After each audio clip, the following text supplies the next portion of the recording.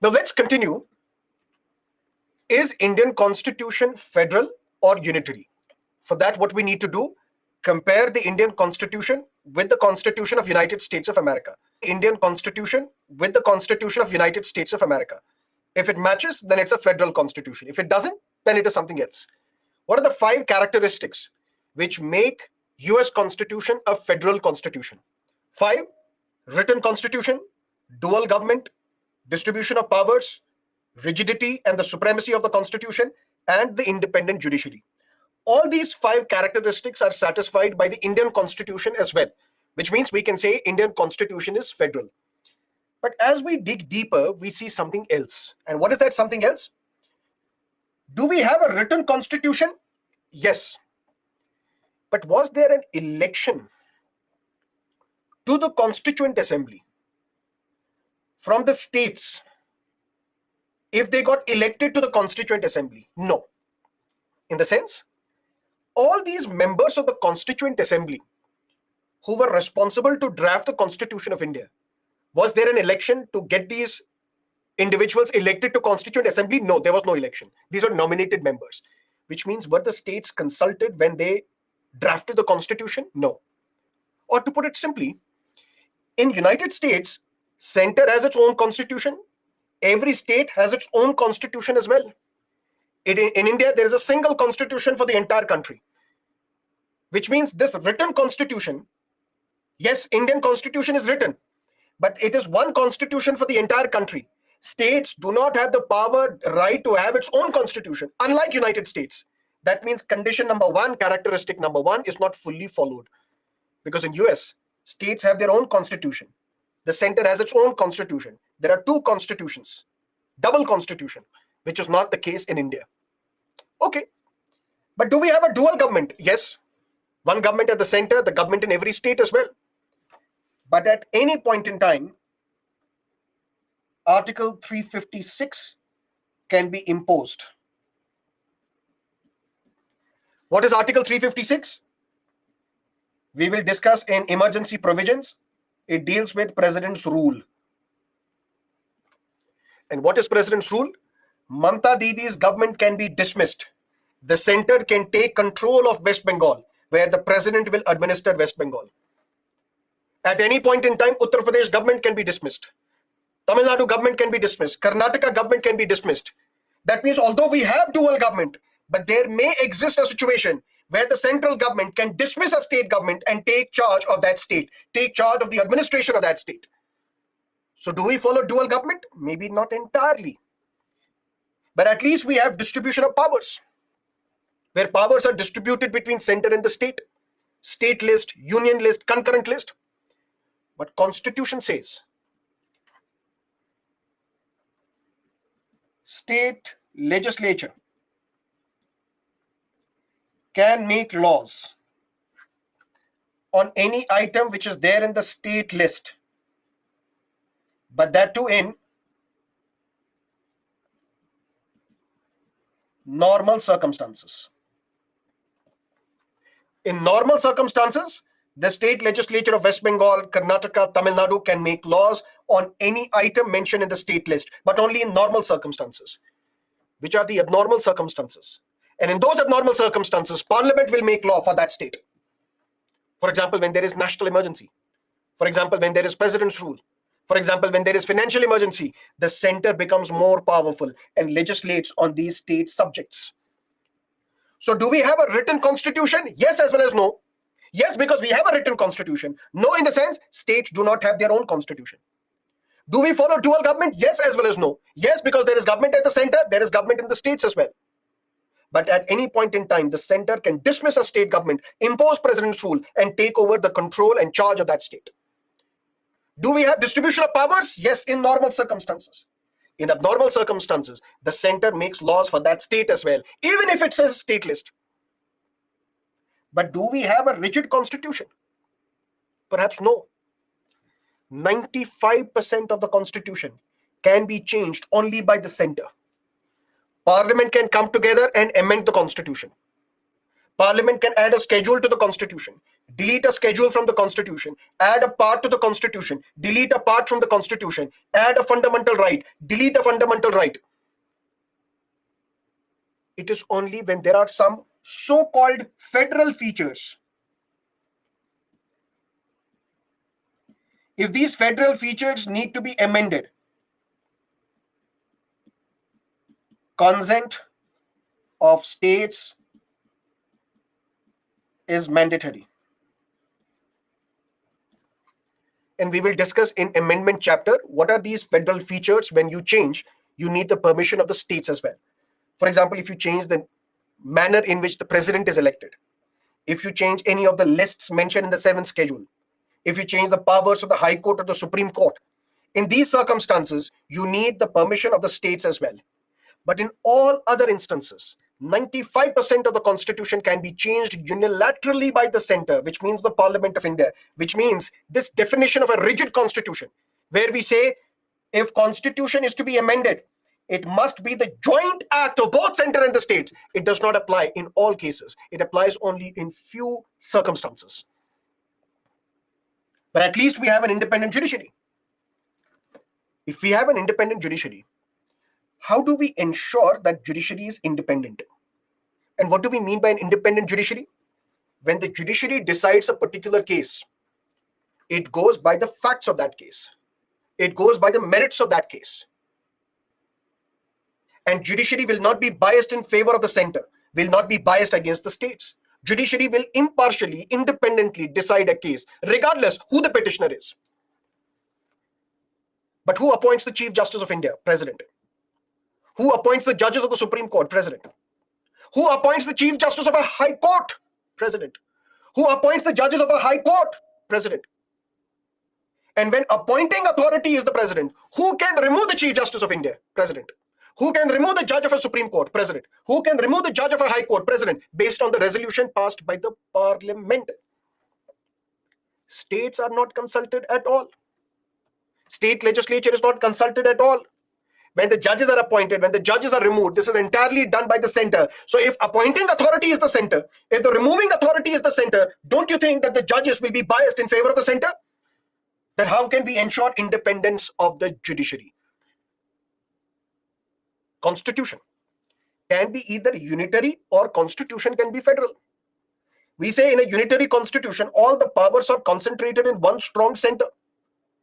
There is delegation of powers, but there is no distribution of powers. And in a unitary constitution, we say the center has all the powers. But what is a federal constitution? We don't know. For that, we have to match the constitution with the Constitution of the United States, which is the oldest federal constitution of the world. If it matches US Constitution, it is federal. If it doesn't, then it is something else. Indian Constitution, we say prima facie, at the face of it, is a federal constitution. Why? Because all the 5 characteristics of US Constitution are followed in India. But as we dig deeper, we see all these 5 characteristics are not followed in toto. There is some deviation. States cannot have their own constitution. So that is where we differ with the US Constitution. There is dual government, but at any point in time, president's rule can be imposed. There is distribution of powers, but that is only in normal circumstances. In abnormal circumstances, the center can make laws for that state. There is rigidity of the constitution, where both center and states, they come together to amend the constitution, but that is only in 5% of the cases of the constitution. The bulk of the constitution can be changed unilaterally by the center without any recourse to the states. But at least independent judiciary we have. But how can we ensure independent judiciary? If I appoint you, I have the power to remove you as well, which means you will be biased in my favor. The states have no role, no power in appointing the judges, in removing the judges, which means we don't follow independent judiciary as well. That is why some experts say Indian Constitution is quasi-federal. It is not completely federal. It has some federal features, but it has some unitary features as well. Some constitutional experts say India is a federal polity with strong unitary bias. Or India is a unitary polity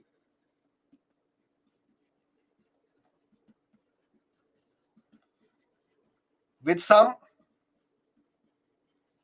federal features. What does that mean? Indian constitution is unique, just like India. In normal circumstances, Indian constitution is federal. But imagine a situation. Sometimes we have to prioritize as well. Prioritize in the sense, you are preparing for the civil services examination.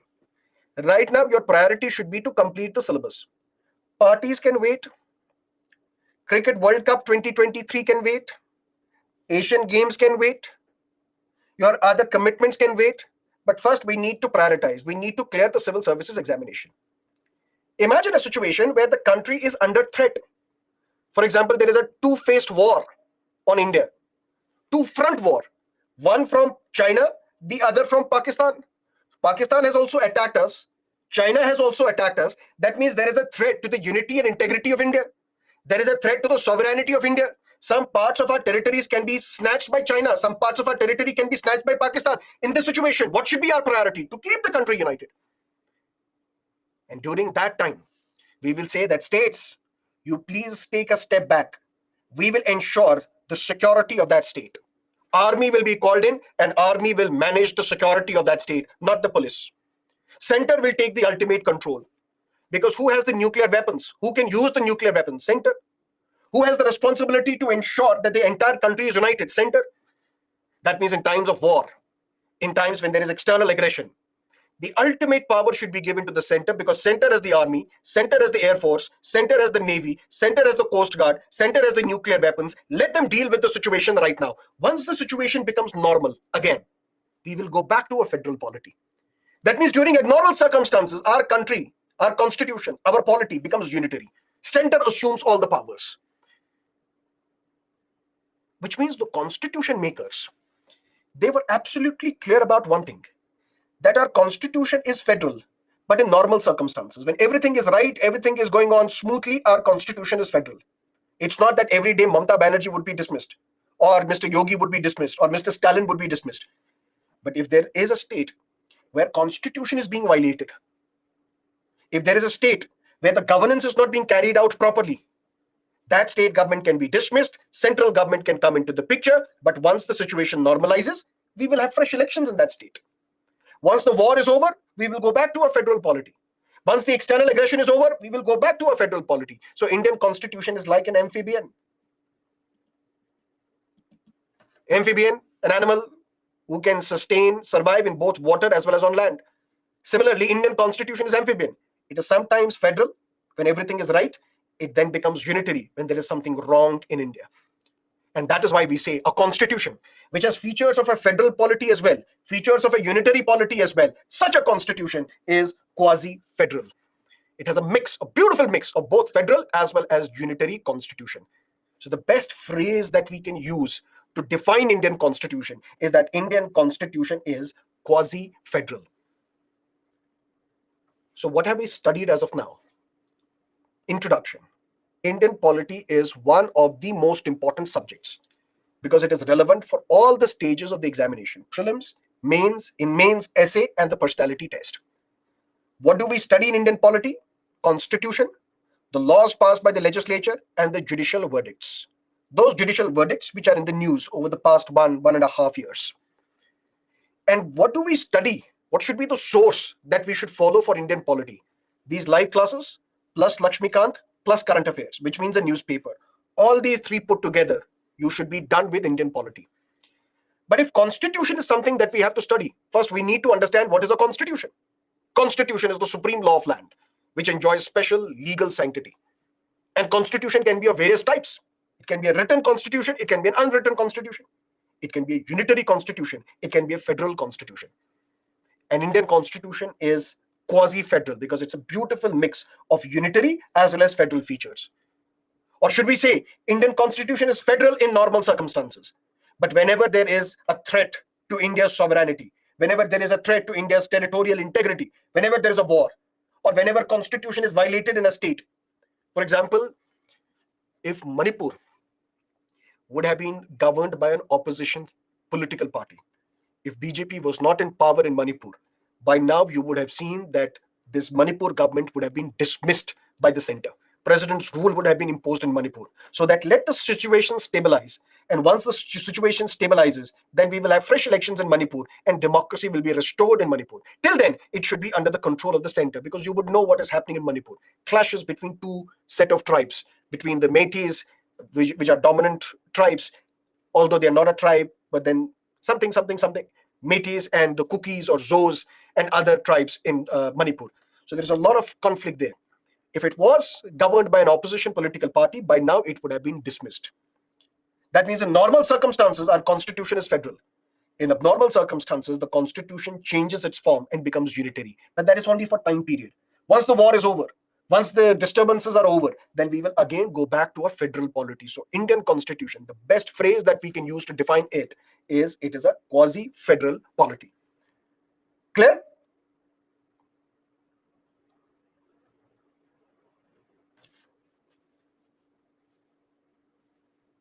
Clear. Now, to understand Indian polity, we need to further look at few important concepts, such as what is theory of separation of powers, what is the doctrine of checks and balances, what do we understand by this term constitutionalism. Once these three things are clear to you, then we can formally start our Indian polity from tomorrow, because from tomorrow we will start with preamble and go part by part. First preamble, then union and its territory, then citizenship, then fundamental rights, then DPSPs, then fundamental duties, then amendment to the constitution, so on and so forth. And in 25 classes, we will complete the syllabus. But first, basics should be clear.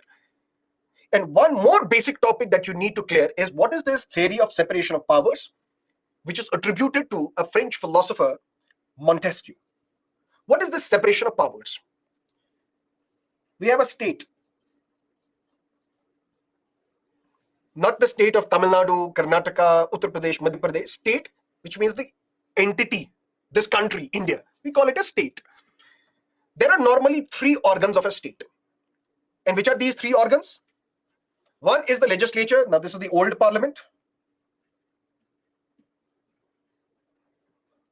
because we have a new beautiful parliament now, which some people criticize also, saying there are lots of less number of open spaces. The older parliament was much spacious.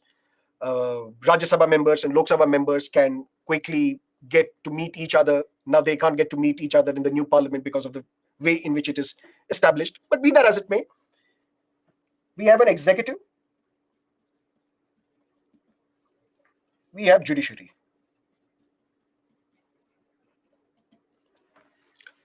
Let's assume for a while that India is not a democracy. Let's go back to the Mughal times, or to the Lodi dynasty, or to the old Gupta Empire, or Cholas, or other dynasties that we had in the past, where we have a king. This king is the judge, jury, and the executioner. Who is this king? He makes laws. Who is the king? He implements the laws. Who is the king? He punishes those who violate the laws. That means all the powers are concentrated in one individual, who is the monarch. Such a system has its flaws. Flaws in the sense, it cannot be a system full of justice. Because if I have made the law, is this law good or bad? Is this law genuine or not? Somebody else should decide. But if nobody else has the power to decide whether this law is good or bad, I will make a bad law. I will implement this bad law, and I will punish those people who have violated this bad law, because I am now the judge, jury, and the executioner. French philosopher Montesquieu said this is not an ideal situation. What we need to do, we need to separate the powers. Although he used the term distribution of powers, but we call it today separation of powers. And in separation of powers, we say that the powers of the state, what are the powers of the state? One is the lawmaking power. One is the implementation power, who will implement these laws. And one is the power which is given to a body who can give justice to the people. Somebody has committed murder. This body should punish that individual. Somebody has committed rape. This body should punish that individual, so as to ensure that there is rule of law in the society. Montesquieu said these three powers of the state should be separated. That means create one organ with legislative powers, create one organ with executive powers, create one organ with the judicial powers. And all these three organs should be separated. in a watertight arrangement. What is watertight arrangement? If you are a member of a legislature, you should not be part of the executive. If you are part of the executive, you should not be part of judiciary. If you are part of judiciary, you should not be part of legislature. That means create three organs of a state. One body whose only job should be to make laws. And these individuals who are part of law-making exercise, who make laws, the same individuals should not be responsible for implementing the law. Law should be implemented by another body. And then there should be another body known as the judiciary, whose primary job is to ensure peace in the society, law and order in the society, punish those who have violated the laws, punish those who are the rapists or the criminals or the murderers or the terrorists. And one organ should not influence the other. Judiciary should not influence what the legislature is doing. Legislature should not influence what the executive is doing. Executive should not influence what the judiciary is doing. Influence in the sense, there is a judge who has to decide whether you are a criminal or not. Executive should not come into the picture and say, this is my son, don't punish him, otherwise I will kill you. Basically, executive is influencing judiciary. Then how can this judiciary be independent? This is something that should not be allowed. So Montesquieu said, when all the powers are concentrated in one body or one individual, it is not an ideal situation. The powers of the state should be separated. One body should be created to make laws, legislature. One body should be created to implement the laws, which is the executive. One body should be created to impart justice in the society, which is the judiciary. And they should be separated from each other in two ways. Two ways in the sense, in a watertight arrangement. In a watertight arrangement in the sense that those who are members of the legislature should only be the members of legislature. They cannot be part of executive, they cannot be part of judiciary. And one organ should not influence the other. Executive should not influence the legislature, executive should not influence the judiciary, judiciary should not influence the legislature, legislature should not influence the judiciary, and vice versa. Because former president of United States, James Madison, he said concentration of powers is tyranny, despotic rule, horrible rule. He says if all the powers are concentrated in one body or in one individual, it's the worst and very definition of tyranny. Despotic rule, horrible rule. That means we need to separate the powers. Give some powers to the legislature, give some another responsibility to the executive, give another responsibility to the judiciary. All these three powers, judicial powers, legislative powers, executive powers, they should not be concentrated in one individual. They should not be concentrated in one body. Montesquieu said the same thing. Montesquieu called this tripartite system. And what is this tripartite system? In his book, In the Spirit of Laws, which was written in 1748, Montesquieu said that there are various forms of distribution of political power. So the power that are available with the states, those should be separated into legislature, into executive, into judiciary. And what it does, it is a way to present and defend a form of government whose powers were not excessively centralized in a single monarch or a single ruler. To make it even clear and even simpler, just like we had a king who had all the powers with himself. He was making laws, legislative powers. He was implementing laws, executive powers. He was also punishing people who would violate the laws, judicial powers. But then this is tyranny. This is not democracy. If we need justice in the society, we need to separate the three powers. Montesquieu's idea. He called this a tripartite system. He called it a distribution of powers. But today we refer it as separation of powers. Separate the powers of the state into three organs: legislature, executive, judiciary, so that we can prevent the concentration of power in one body. We can prevent the concentration of powers in one individual or in one institution. United States, which is considered to be the oldest federal constitution of the world, it was also the first one to implement separation of powers through its constitution. Article 1, Article 2, Article 3. Article 1 said all the legislative powers will be with the US Congress. Who will have the power to make laws? US Congress, Parliament of United States. Legislature was created. Article 2 established the executive, who has all the executive powers to implement these laws, to carry on the general administration of United States. That power is with POTUS, President of the United States of America. And all the judicial powers are given to the Supreme Court.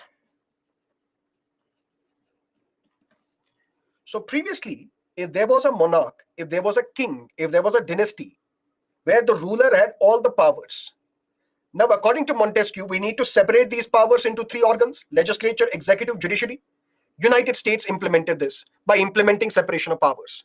And the first three articles of US Constitution are testimony to the fact that they implemented separation of powers. Article 1 created legislature, Article 2 created executive, Article 3 created judiciary. Montesquieu had further said that separation of powers should be done in a watertight arrangement.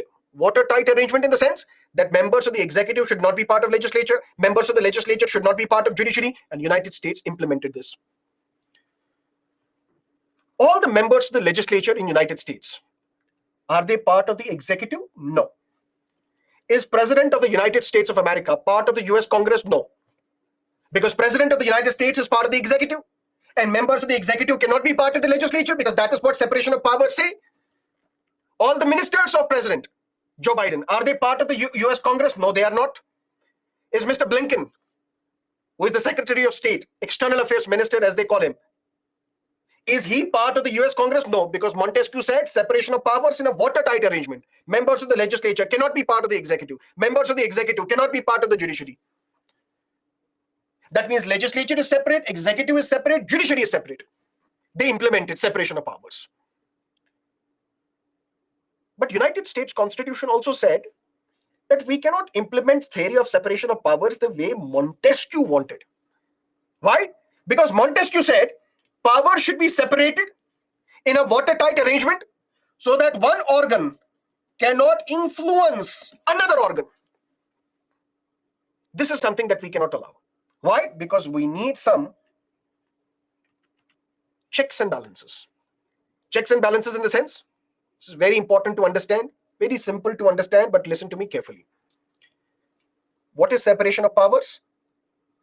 Powers of the state should be divided or separated into three bodies: legislature, executive, judiciary. Is that clear? 100%. In a watertight arrangement, that means members of the legislature should not be part of executive, members of the executive should not be part of judiciary, members of judiciary should not be part of legislature, so on and so forth. And they implemented this. United States implemented this. Montesquieu also said one organ should not influence the other organ. This is something US Constitution makers thought would be detrimental. This is something that we should not allow. Why? Imagine a situation. What is the job of the legislature? To pass a law. Montesquieu said no other organ can influence the legislature. True. What if legislature passes a law and says from now onwards, people of United States, they don't have a right to life? Should the legislature be allowed to pass such a law? Executive cannot pass a law because that's not your power. Judiciary cannot pass a law because that is not your power. Who has the power to pass a law? Legislature. But legislature is passing a bad law, a horrible law. But Montesquieu said, don't influence the legislature. Don't interfere with the legislature. Which means legislature can do anything which may violate the rights of the people as well. If nobody is there to control executive, the President of the United States can do anything. President of the United States will say, from now onwards, we will not give salary to the employees. From now onwards, we will ban the entry of foreigners into United States. From now onwards, all the companies operating from United States, they will have to hire only the people from United States, from no other country. And nobody can influence, nobody can keep a check on the executive, because executive has the power to implement rules. Executive has the power to run the country, and nobody can challenge the executive. And now we have a judiciary. We have a judge. Unfortunately, black people in United States or people of color, they are being killed. Matter goes to the judiciary. There are these whites who have been called into question. These white people, they have killed the people of black, the color of black. I am not punishing them. I'm saying you are set free. You have not committed any crime. Montesquieu said, don't influence the judiciary. So judiciary will not punish the white people, will punish the black people. Should we allow this to happen? Legislature is passing a bad law. Should we allow this to happen? Executive is implementing horrific rules. Should we allow this to happen? US Constitution says no. We need something known as checks and balances. And what is that checks and balances? Legislature will be kept under check by the judiciary. The moment legislature passes a law which violates the US Constitution, matter can go to the judiciary. Judiciary will say, legislature, you don't have such a power. This law is unconstitutional. We strike down this law because you have violated the Constitution. Judiciary will be there to keep a check on the legislature so that legislature does not violate the Constitution. Judiciary is also kept under check by the executive and legislature. I am the judge. There are people, white people, who have committed crime against the blacks, against the person of color. And I'm saying that you are set free despite momentous evidence against this individual. We have a clear-cut evidence that this person killed somebody. But I'm saying you are set free, you are innocent, because I'm the judge. I will be removed by the legislature. The President of the United States can remove me, subject to the resolution passed by the Senate. That means executive and judiciary, executive and legislature will come together and remove a judge who has failed to discharge his duty, who is violating the judicial norms. So judiciary will be kept under check by the executive and the legislature. And executive also will be kept under check by the legislature and the judiciary. When Donald J. Trump was the President of the United States, he imposed sanctions saying people from Islamic countries cannot enter United States. Some Islamic countries, Iran and other countries, they were named. The people from these countries cannot enter United States. We're closing down our borders for them. United States said such a rule is blatantly unconstitutional because it is discriminatory in nature. So judiciary kept a check on the executive. And what if the President of the United States commits treason? What if the President of the United States does some acts of misdemeanor? Then this president can be removed from his office by the legislature.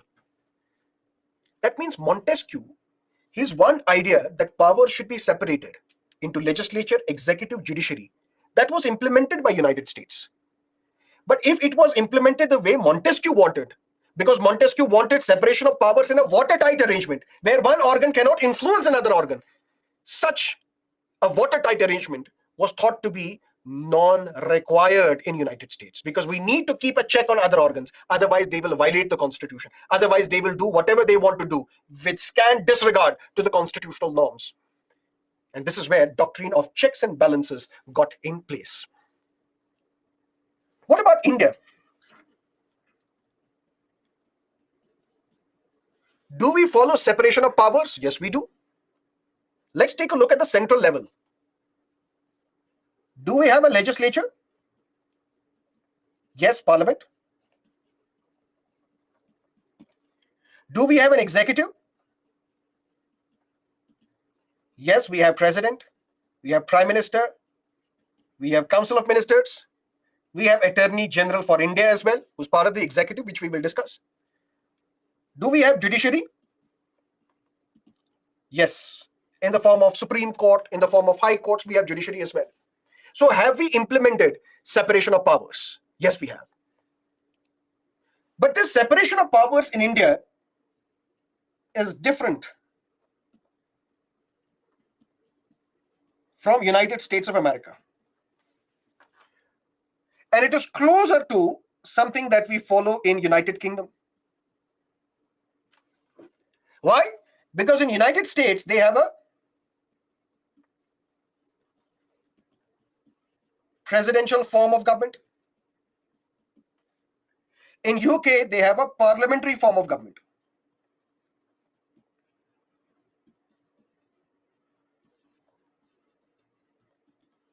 What does that mean? Listen to me carefully.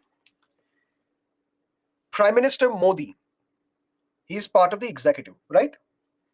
But is Mr. Modi part of the parliament as well? Yes, he is part of the Lok Sabha. He represents the Varanasi constituency in Lok Sabha in Uttar Pradesh. So the member of the executive is part of the legislature as well. Montesquieu had said this should not be allowed because there should be clear-cut separation of powers. Just like in United States, where president, who's part of the executive, is not part of the legislature, but in India, member of the executive is part of the parliament. Prime Minister is part of the parliament. Mr. Subramaniam Jaishankar is part of the parliament. Although he's a minister, but he's a Rajya Sabha MP as well. Ms. Draupadi Murmu, she is the executive, part of the executive, president of India, but she's also the part of the parliament. She's an integral part of the parliament because parliament consists of president, Rajya Sabha and Lok Sabha. So are we not following or deviating from the US model? Yes, we are. Why? Because we follow parliamentary form of democracy, just like in United Kingdom. And in a parliamentary form of democracy, prime minister has to be from parliament. Ministers have to be from parliament. Right now, can I be appointed as a minister, part of the executive? Yes. But am I a member of Lok Sabha? Am I a member of Rajya Sabha? No. But I can still be appointed as a minister. But within 6 months, I have to get elected to either Lok Sabha or Rajya Sabha.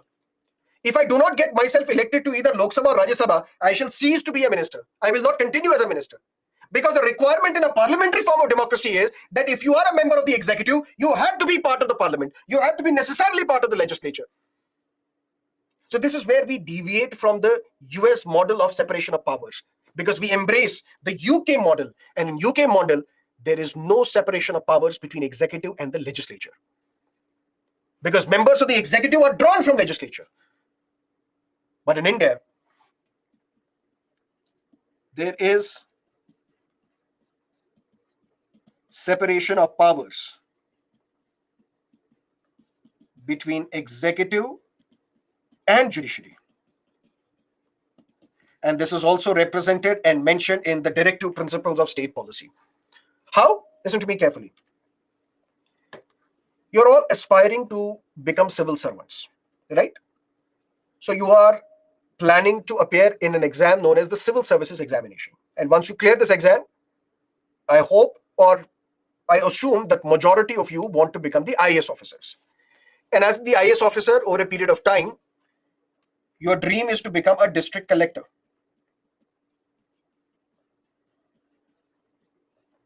District collector, head of the district. This post of the district collector was created during the colonial period. Warren Hastings was the governor when this post of district collector was created. And it was considered to be such an important post on which the entire administration rests. This person responsible for the entire district. But he had two sets of powers. Executive powers and judicial powers as well. Executive powers, as the name suggests, what is this post of a district collector? What do you collect? You collect revenue. You collect taxes from the people. You collect taxes from the landlords. So your principal objective, principal role was an executive role, to collect taxes from the people. But he had a judicial role as well. What was the judicial role? To punish people for violating laws. So murderers, rapists, those charged with sedition, those charged with violating laws, they were punished by this individual district collector. So this district collector had two powers, executive powers as well as judicial powers. And this continued from 1772 onwards. That's when this post was created. And then in the year 1973, the judicial powers of the district collector were snatched. And these powers, judicial powers, were given to a district judge.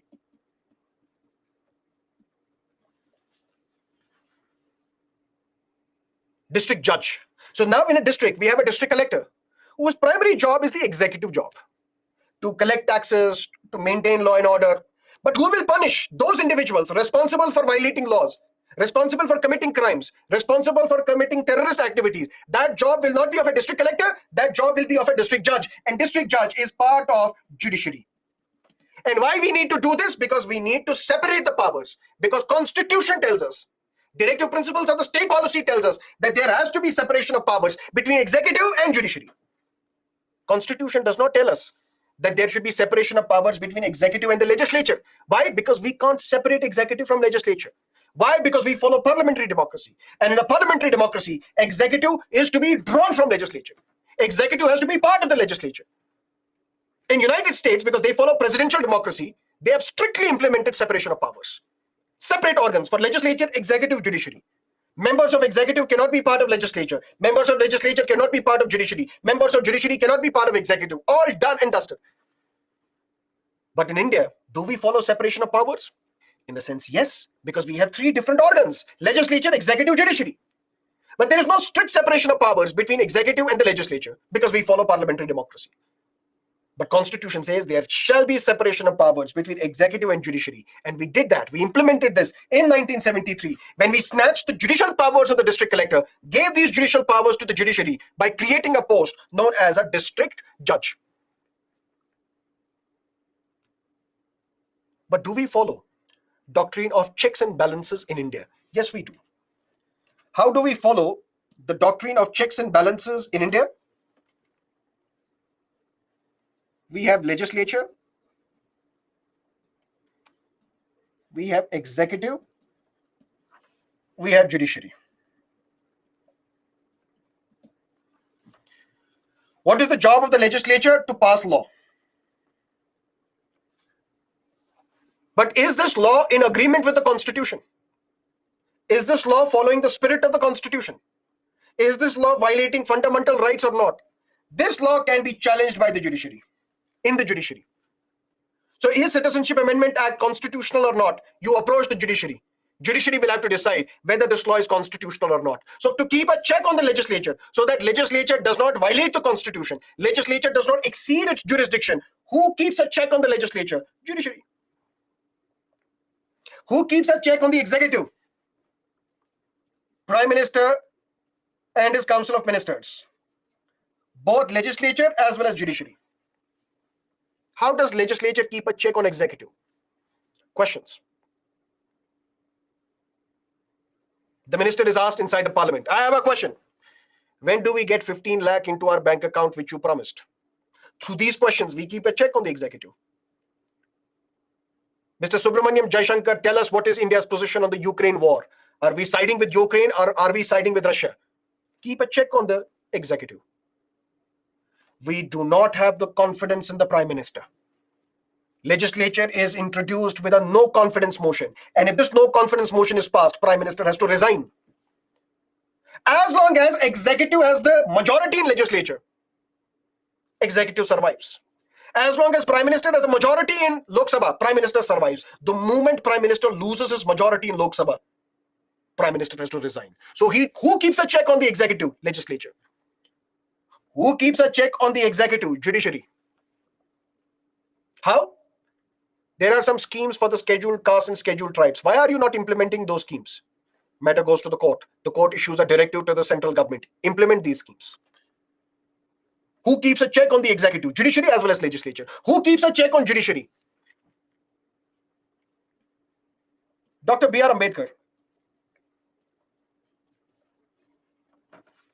He said, the most important office under the Constitution of India is that of CAG, Comptroller and the Auditor General of India, which we will discuss in governance. The second most important office is that of a judge. And Dr. Ambedkar said, the most important principle that we need to keep in mind is independence of judiciary.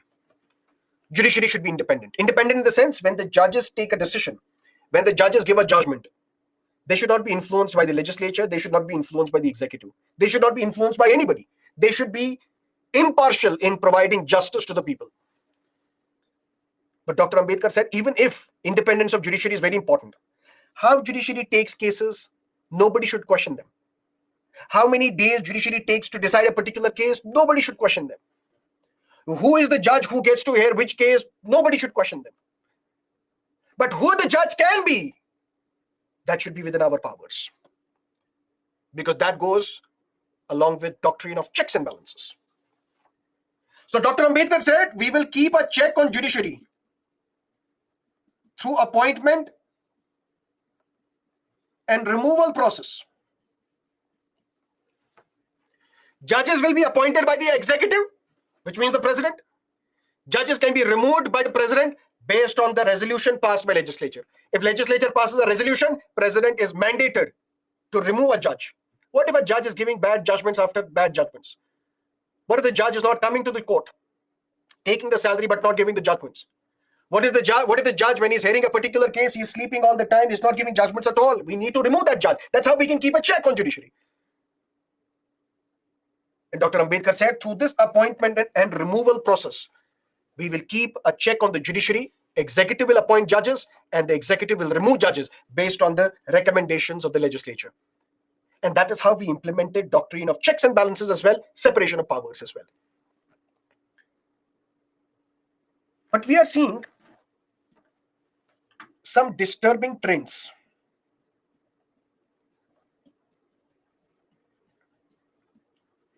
What are these disturbing trends? A, violation of separation of powers.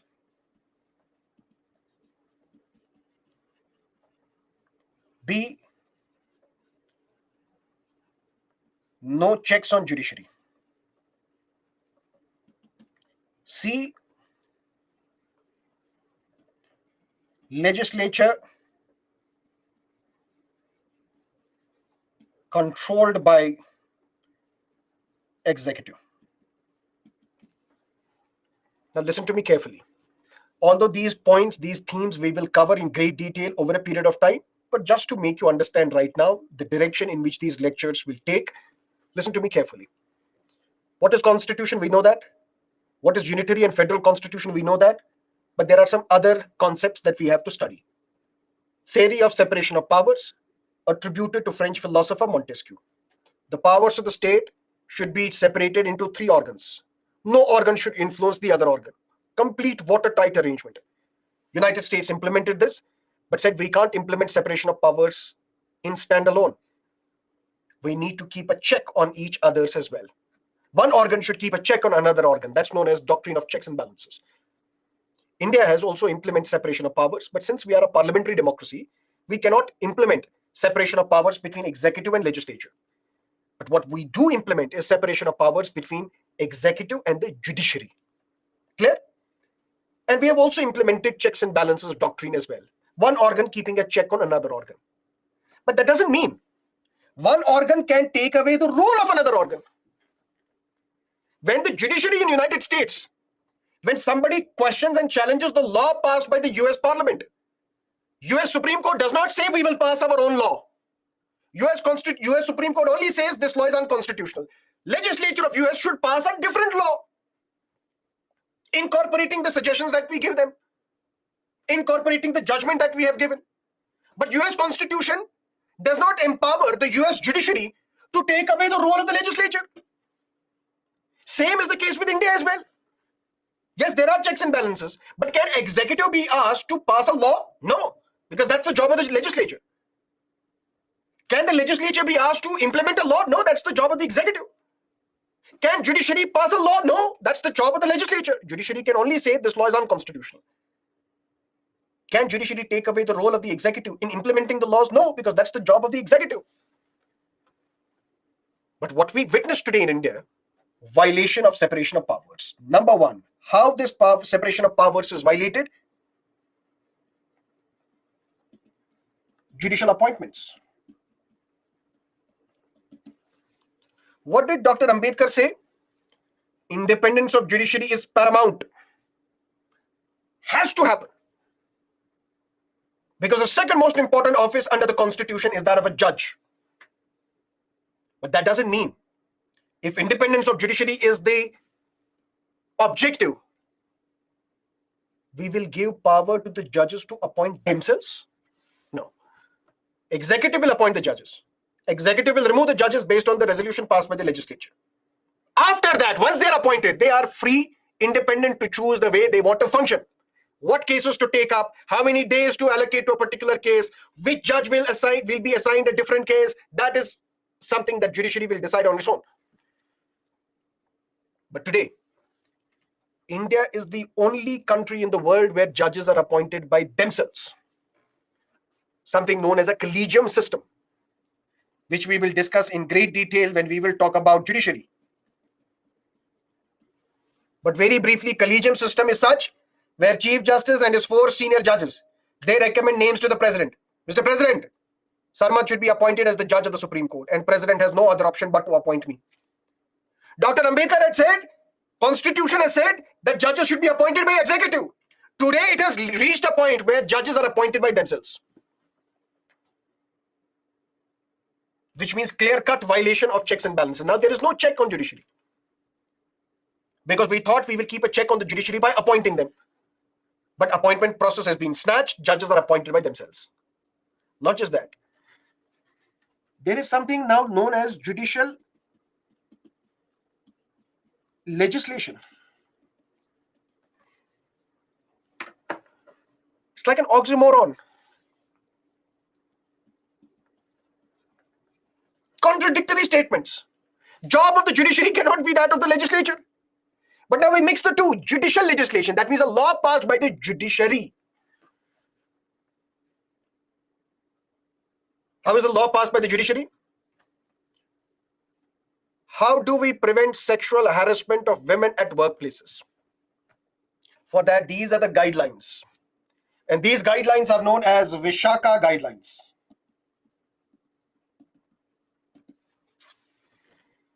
This is not a law passed by the parliament, although parliament passed such a law later in 2013, Prevention of Women from Sexual Harassment Act. But Vishaka guidelines were implemented in 1997. Supreme Court implemented these guidelines, enforced these guidelines and said, these are the guidelines through which we will prevent the sexual harassment of women at workplace. This is a law, not passed by the legislature, passed by the judiciary, known as judicial legislation. Is this not violation of separation of powers? Separation of powers says there are three organs. They should not influence each other. Forget about influence. Judiciary is now taking away the role of the legislature and passing its own law. Not just that, taking away the role of the executive as well. What is the role of the executive? To carry out general administration in the country. For example, whether you should wear seat belt or not, who should decide that? The government, because they have to implement the rules. There is a particular space in the city where you can park your cars, and for that you have to pay the parking fee. Who should decide that? Executive. There are liquor shops on the highways, whether they should continue or not. That's a policy decision. Policies are made by the government, executive. Judiciary says all those drivers driving vehicles should wear a seat belt. 500 should be the parking fee in an urban area. Along the highway within 500-meter radius, there should be no liquor shop. Who says this? Judiciary. Encroaching into the domain of executive. Is this not violation of separation of powers? And ironically, the same concept, separation of powers, Supreme Court has said, is part of the basic structure of the Constitution. So judicial appointments where judges are appointed by themselves. Judicial legislation, where judiciary is passing a law encroaching the domain of executive.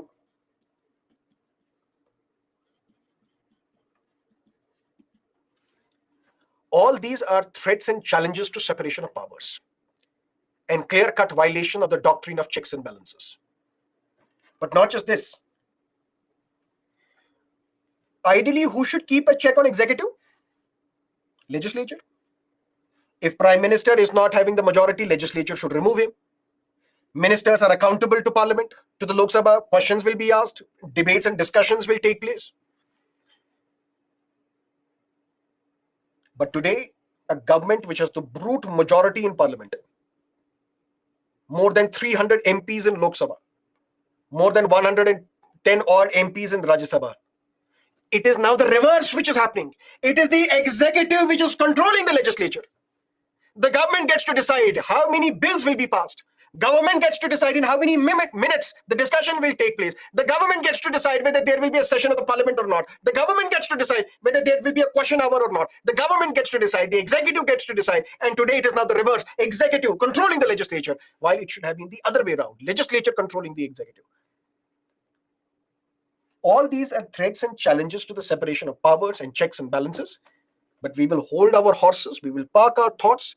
And we will revisit these themes when we will discuss legislature, when we will discuss the executive, when we will discuss the judiciary. But this is theory of separation of powers and the doctrine of checks and balances. Any questions, let me know. Then we will shift to another part.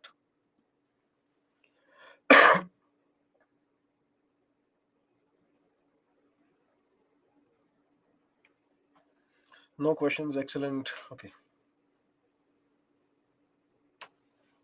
Alcohol should be banned within the 500-meter radius or not. That's not my point. Whether it should be banned or not banned, that's a policy decision. And such a policy decision should be taken by the executive, should be taken by the prime minister and the minister, should be taken by the government, should not be taken by the judiciary.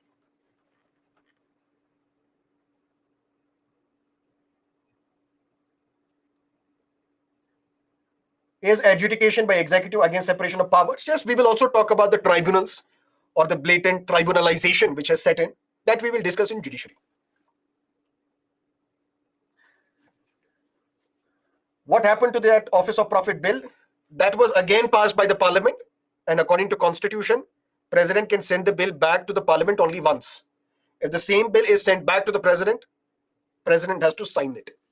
And he signed that bill, and that bill became the law.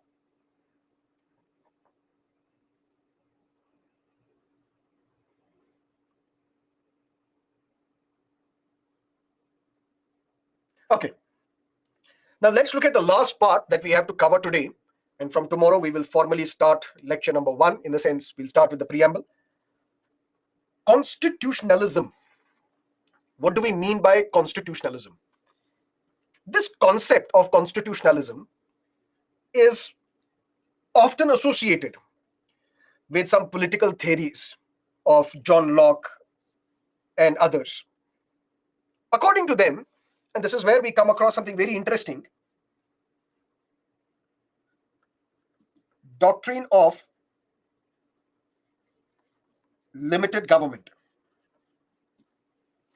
The government that we have, let's say the government of Mr. Modi and his ministers, the government of Mr. Stalin and his ministers, the government of Mr. KCR and his ministers, the government of Mr.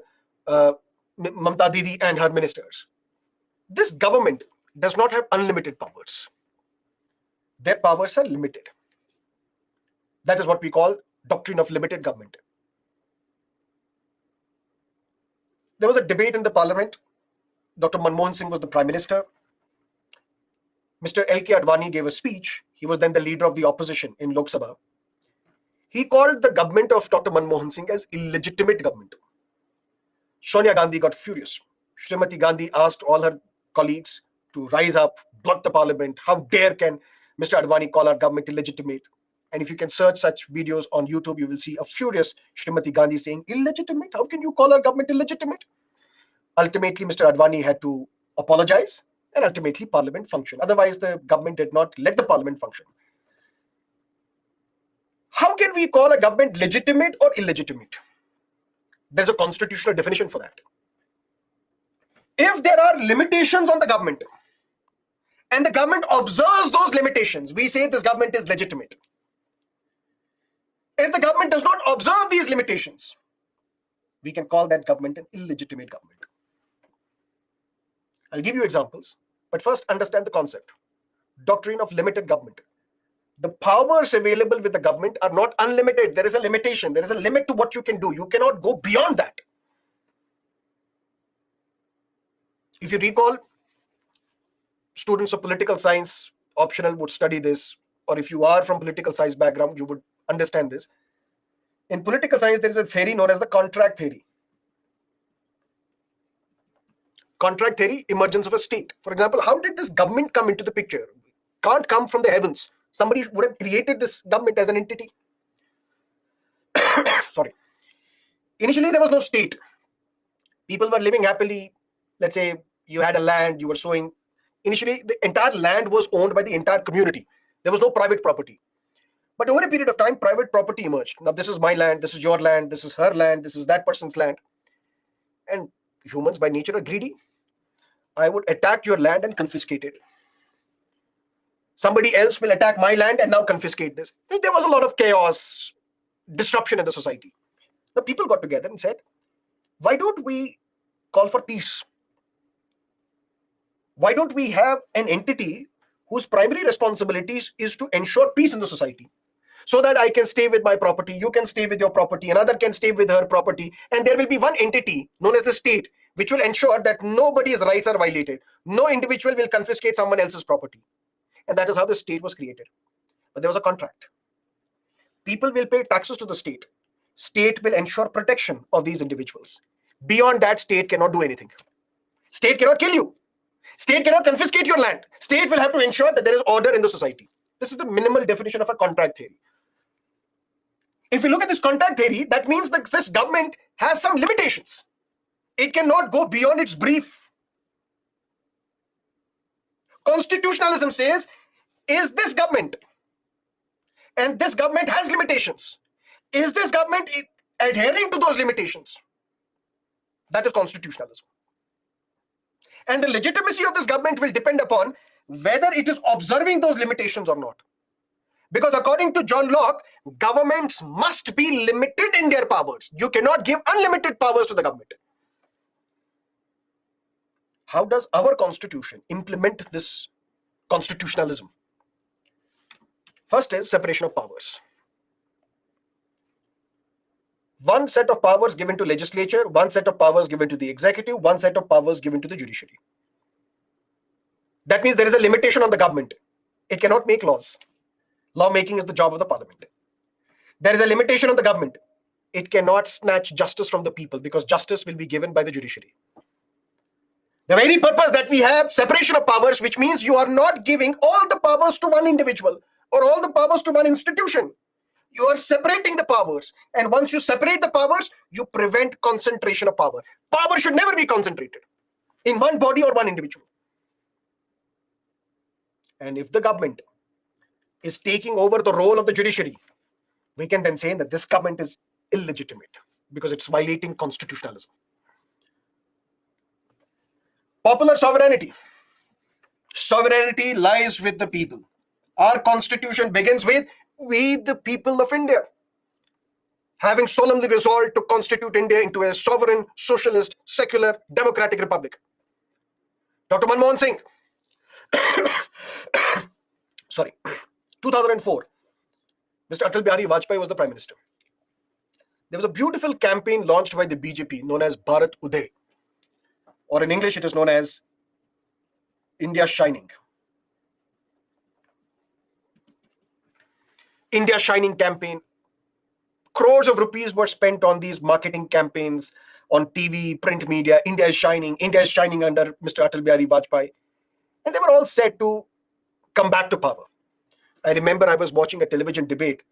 Mr. Rajiv Shukla, who is with the Congress, he was in a debate with another BJP person. I think it was some individual, I think it was Mukhtar Abbas Naqvi of the BJP.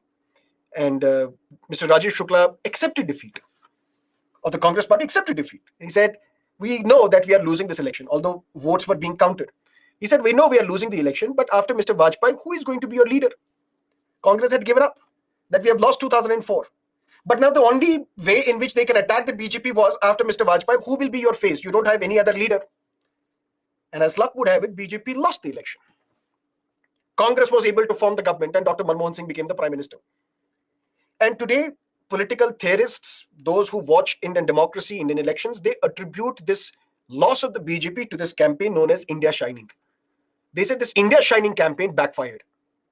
Because when you tell people India is shining, and people know that India is not shining, look at inflation, look at the cost of living, look at the poor infrastructure, look at the condition of our hospitals and our roads. Where is India shining? This was in 2004. People revolted against the BJP and threw BJP out of the power. Who has the ultimate sovereignty? People. The real power is with the people. The last voice is with the people. People were happy with Dr. Manmohan Singh in 2009. People re-elected Dr. Manmohan Singh. I don't know whether you would recall that in 2008, there was a massive deal, a big deal between India and United States known as India-US Nuclear Agreement, 123 agreement, which ended India's nuclear apartheid. Because prior to that, we could not be buying uranium from other countries, even for peaceful means. Because we conducted nuclear tests, we declared ourselves to be a nuclear power, sanctions were imposed on us. We could not get uranium from any other country because US imposed sanctions on us. But once this India-US nuclear deal was signed, we ended this nuclear apartheid, and now we will have, and we are having nuclear agreements with other countries. The Congress government then was at that time supported by the left, by the CPI, CPIM political party, because it was a coalition government, because Congress did not have the majority, but other political parties supported the Congress. And communists, you would know, they are not in favor of United States. They are anti-America. They asked Dr. Manmohan Singh, you should not support this deal. You should back out from this deal. Otherwise, we will withdraw support to your government. Your government is gone. Dr. Manmohan Singh said, enough is enough. This is the deal that I want for the people of my country. You do whatever you have to do. And then there was a voting in the parliament as to how many MPs support Dr. Manmohan Singh. Dr. Manmohan Singh flashed the V sign. And NDTV said, Singh is king. And Singh won that vote, won that conference vote, continued as the prime minister. India-US nuclear deal was also signed. And people saw that, a strong prime minister. In 2009, people voted him back. Because who has the ultimate power? The people. But then there were scams. Some people say policy paralysis. Policy paralysis in the sense that nobody knows who is taking the decision. Is it Sonia Gandhi? Is it Rahul Gandhi? Is it Manmohan Singh? Who is taking the decision? Nobody seems to be taking the decision. There are scams, 2G scam, Commonwealth Games scam, coal scam, that scam, this scam, other scam, so many scams. People voted for Mr. Modi. Popular sovereignty is with the people. Which means, how can we ensure that the government is limited in its powers? One is separation of powers, because we are not concentrating all powers in a single body or an individual. The other is sovereignty. If the people know that this government is violating its powers, depriving people of their basic rights, then this government will be thrown out. By whom? By the people, because the real power is with the people. How do we ensure constitutionalism? Through rule of law. And what is this rule of law? Nobody shall be sentenced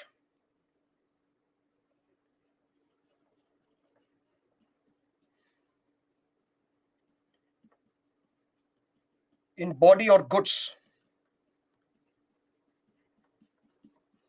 except for a breach of law. I'm a normal citizen. I'm teaching you right now. Suddenly there is a knock at my door. The police says, come, you are arrested. Why? I have not violated any law. I have not committed any crime. Just randomly, I'm being arrested by the police. What will the opposition say? Rule of law is violated in this country. Because rule of law says, unless and until you have violated any law, your life cannot be snatched, which means you cannot be arrested. Or your property cannot be snatched. There is something known as bulldozer justice today. One is known as bulldozer Baba. The other is known as bulldozer Mama. Not my words. Don't lynch me for that. Bulldozer Baba, Mr. Yogi Adityanath. Bulldozer Mama, Mr. Shivraj Singh Chauhan. If there is a fight somewhere in the city, you identify who are responsible for this fight, and ultimately bulldozer is sent and their property is razed to the ground. What does the opposition say? Rule of law is violated. Whether you are guilty or not, that's not the job of the government. That's the job of the judiciary. Judiciary has to decide by looking at the evidence whether you are guilty or not. This bulldozer justice is violating rule of law. And if we say the government should be limited in its powers, and its legitimacy depends upon whether you are observing those limitations or not, what is that? That is constitutionalism. And if rule of law is violated, constitutionalism is not adhered to. But since we have rule of law, we believe in constitutionalism. We have an independent judiciary. Independent judiciary in the sense, there was a place in Uttarakhand, or I think, it was a place in Uttarakhand, I think, Haldwani area, where a railway area was allegedly encroached by some members. And the government decided that you will have to vacate this land. These individuals approached the court. Court said, yes, you can evict them, but you have to first rehabilitate them. There can be no eviction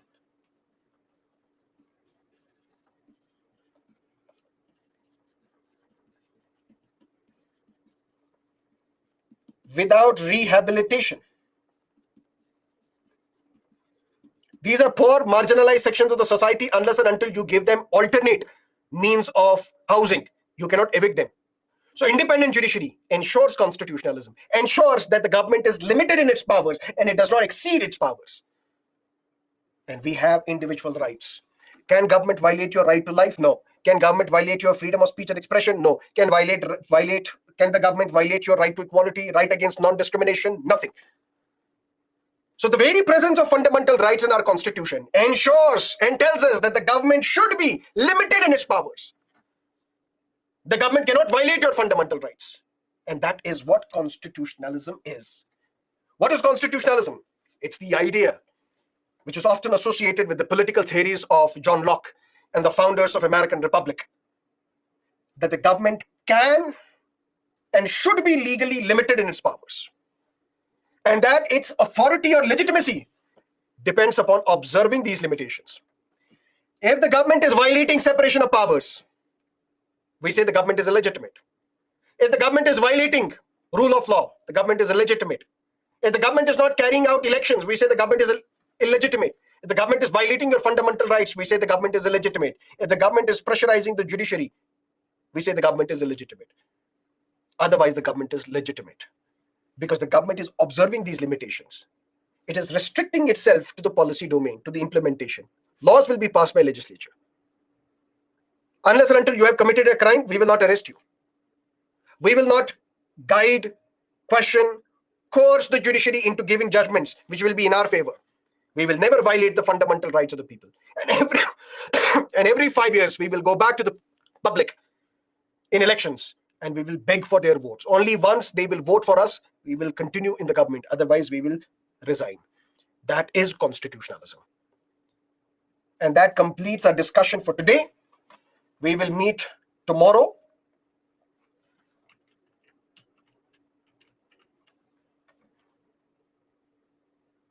at 6 o'clock in the morning, and then complete the remaining portions.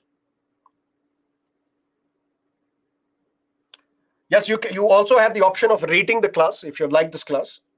5 is the highest rating, 1 is the lowest rating. I'm sure you will give 1, whatever.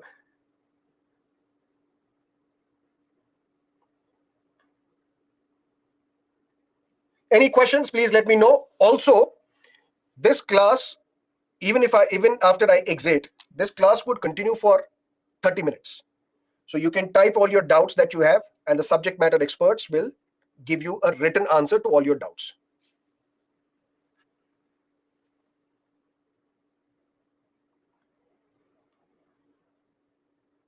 No check on judiciary in the sense that today judges are appointed by themselves.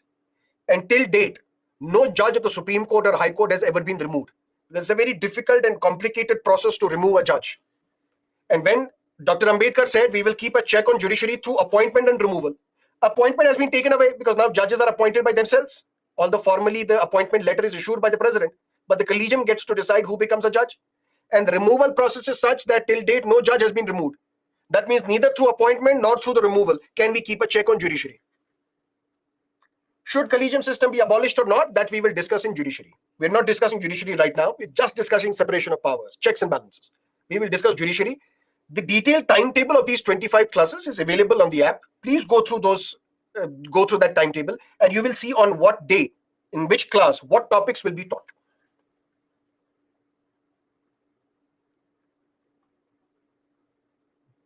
Dr. Ambedkar said that Indian Constitution is federal purely.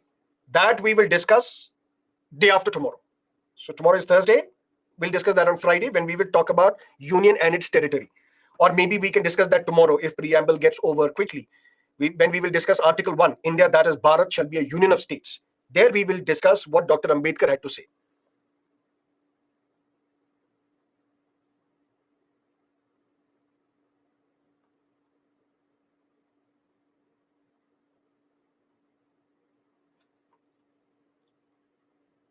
What questions can we expect from today's topic? Every Friday, we will discuss previous year's question papers. So whatever we have discussed today, tomorrow, and on Friday, but since we would have covered only few topics, that is why this Friday we will not discuss previous year's question papers. We'll discuss previous year's question papers next Friday. And there, whatever we have discussed in these 8 classes, we will discuss the previous year's question papers. What sort of questions were asked from these topics by the UPC?